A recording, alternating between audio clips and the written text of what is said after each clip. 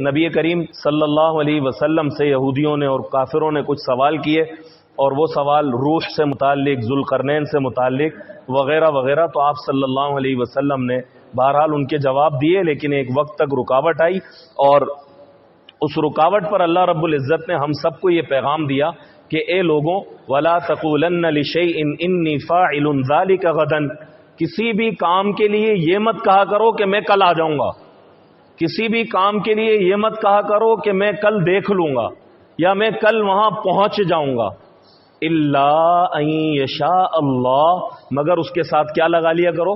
انشاءاللہ، بھائی میں کل آ جاؤں گا انشاءاللہ، میں کل پہنچ جاؤں گا انشاءاللہ، میں کل دیکھ لوں گا انشاءاللہ۔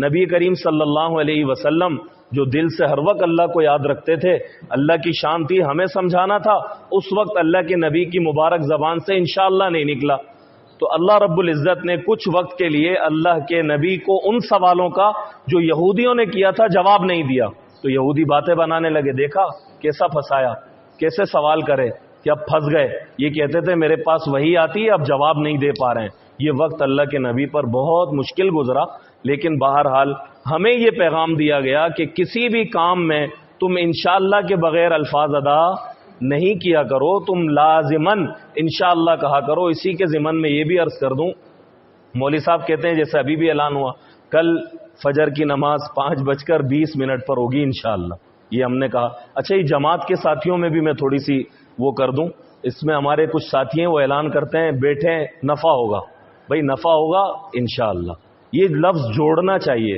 نفع صرف ایسے ہی نہیں ہو جائے گا، اللہ چاہیں گے تو نفع ہوگا۔ یہ جماعت کے ساتھیوں میں ایک دو ساتھی ایسے کرتے ہیں، میں نے کہا کبھی ان سے علیحدہ سے کہہ دوں گا، لیکن بہرحال چلیں، ان کا نہ نام آ رہا ہے نہ کچھ، ان کو یہ پیغام پہنچ جائے تو اچھا ہوگا۔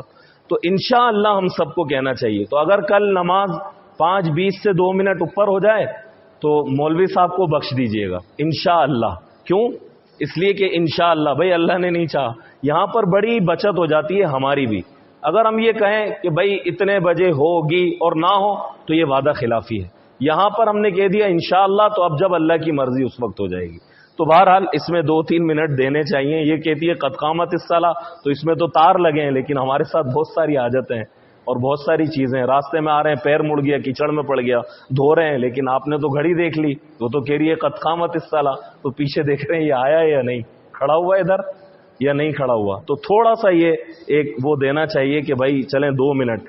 عرب کے ممالک میں، سعودی عرب وغیرہ میں، جب یہ گھڑی ٹائم پورا کرتی ہے تو 60 سیکنڈ تک بلنک کرتی ہے۔ امام صاحب کو ابھی آنے میں ٹائم لگ سکتا ہے، 60 سیکنڈ کا مطلب 120 سیکنڈ تک وہ بلنک کرتی ہے، 2 منٹ کا وقت ان کو ملتا ہے کہ بھئی وہ آ جائیں گے شاید۔ تو بہرحال یہ ضمناً ایک بات آ گئی۔ اللہ رب العزت نے ایک پیغام یہ دیا کہ کسی بھی کام کے بارے میں انشاءاللہ کے بغیر یہ مت کہو کہ یہ کام میں کل کر لوں گا۔ یہ کچھ پیغام اللہ تعالیٰ نے اس صورت میں دیے ہیں۔ اللہ تعالیٰ ہمیں کہنے سننے سے زیادہ عمل کی توفیق عطا فرمائے۔